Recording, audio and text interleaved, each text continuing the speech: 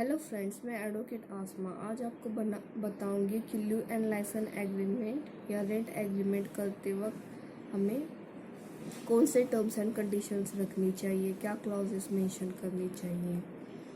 तो पहला है पर्सनल डिटेल्स ऑफ लाइसनर एंड लाइसेंसी। लाइसनर यानी ओनर ऑफ द प्रॉपर्टी, जो प्रॉपर्टी रेंट पे दे रहा है, तो उसका full name, full address, permanent address, उसका आईडी नंबर, कॉन्टैक्ट नंबर, और अगर वो पावर ऑफ अटॉर्नी थ्रू उसके बिहाफ कोई और साइन कर रहा है तो उसका भी पूरा डिटेल आएगा। Full name, address, ID number, power of attorney, कब एग्जीक्यूट हुआ था, डेट, रजिस्ट्रेशन नंबर, ये सब मेंशन करना चाहिए।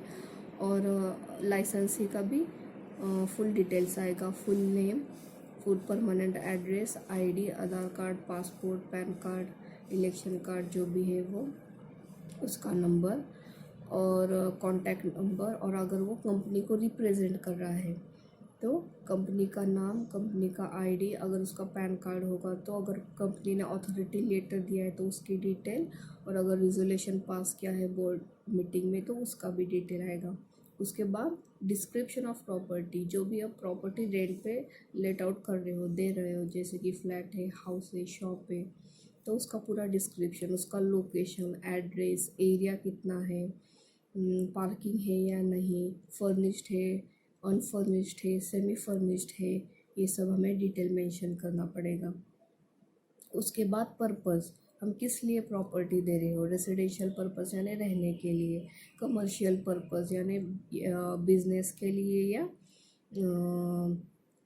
ऑफिस खोलने के लिए, ये भी हमें ये पर्पस मेंशन करना ज़रूरी है। अगर शॉप खोल रहे तो उसका नाम क्या रखने वाले हो, और कौन सा किस चीज़ के लिए यानी शॉप खोल रहे हो, ऑफिस का नाम क्या रखोगे, और किस चीज़ के लिए ऑफिस खोल रहे हो, ये सब बातें मेंशन करनी पड़ती है। उसके बाद आता है पीरियड, यानी कितने पीरियड के लिए। तो generally leave and licence agreement 11 months का रहता है, और अगर 12 मंथ्स या अबव का होगा तो उसका रजिस्ट्रेशन कंपलसरी है under section 17 of registration act 1908।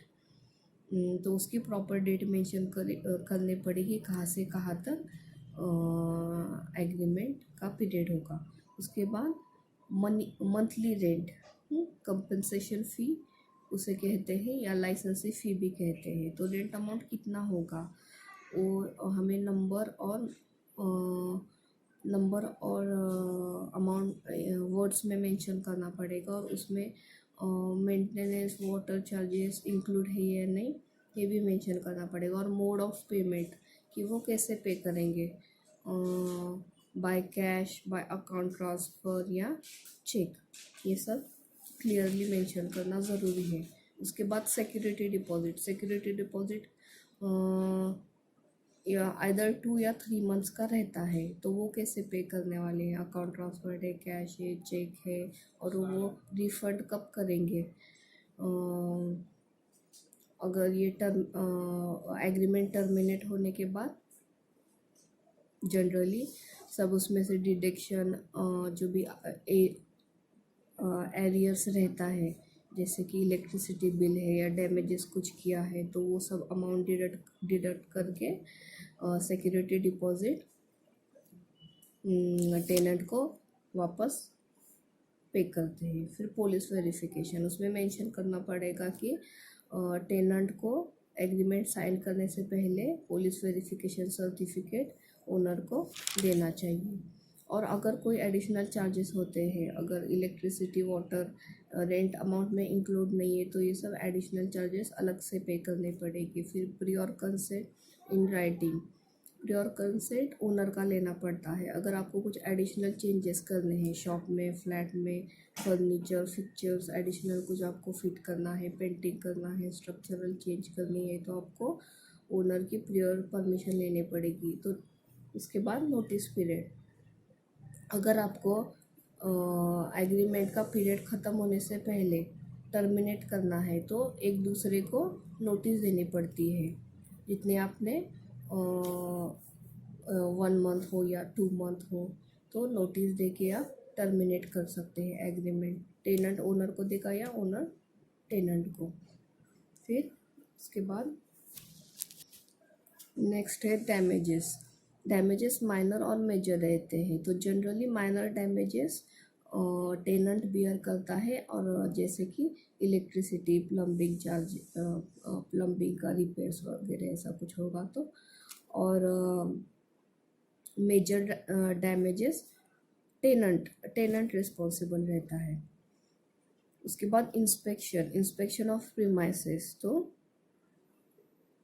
Owner को राइट है कि उसकी प्रॉपर्टी आके इंस्पेक्ट करे, उसको इंटीमेशन देना होता है टेनेंट को कि मैं इस टाइम पे आके इंस्पेक्ट करूँगा, और टेनेंट को भी ओनर को अलाउ करना रहता है। Then total number of members, यानी कितने मेंबर्स रहने वाले हैं फ्लैट में। तो 4 है, 5 है।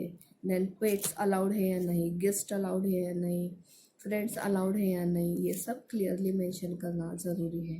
उसके फिर सोसाइटी रूल्स एंड ऑब्लिगेशंस, यानी अगर फ्लैट शॉप सोसाइटी में है तो टेनेंट को उनके जो भी रूल्स हैं वो फॉलो करने पड़ेंगे।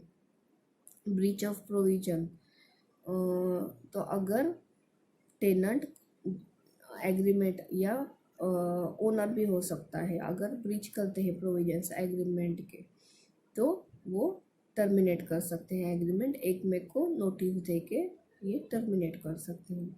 उसके बाद अगर टेनेंट कंटिन्यूस 2 मंथ्स के लिए रेंट नहीं पे कर रहा, बार बार उसको वार्न करने के बाद भी, तो ओनर को भी ये एग्रीमेंट टर्मिनेट करने का पूरा ये है, राइट है।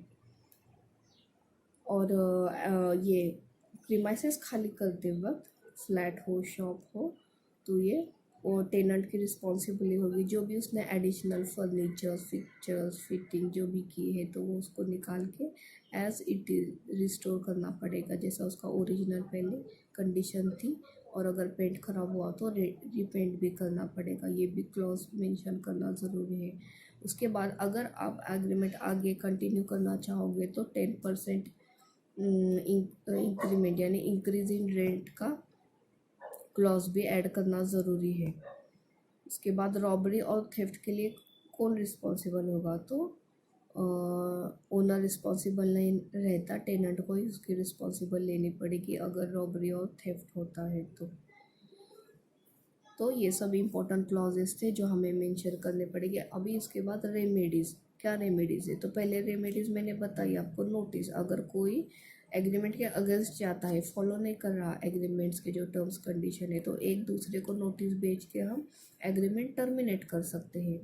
और दूसरा, अगर टेनेंट रेंट नहीं पे कर रहा, बार बार वार्न करने के बाद, नोटिस सेंड करने के बाद, तो ओनर और इवेक्शन सूट फाइल कर सकता है उसके अगेंस्ट, और डैमेजेस भी क्लेम कर सकता है। तो डैमेजेस ऑलमोस्ट जो लाइसेंसी फ़ी है या रेंट अमाउंट है उसके डबल रहती है, और वो जब तक क्लेम करेगा तब तक वो उसको उसका प्रीमाइसेस खाली करके नहीं देता। तो ये इंपॉर्टेंट क्लॉजेस और रेमेडीज थे लीव एंड लाइसेंस एग्रीमेंट के लिए। और कुछ आपको इन्फॉर्मेशन चाहिए तो कमेंट बॉक्स में पूछ सकते हैं। वीडियो देखने के लिए थैंक यू।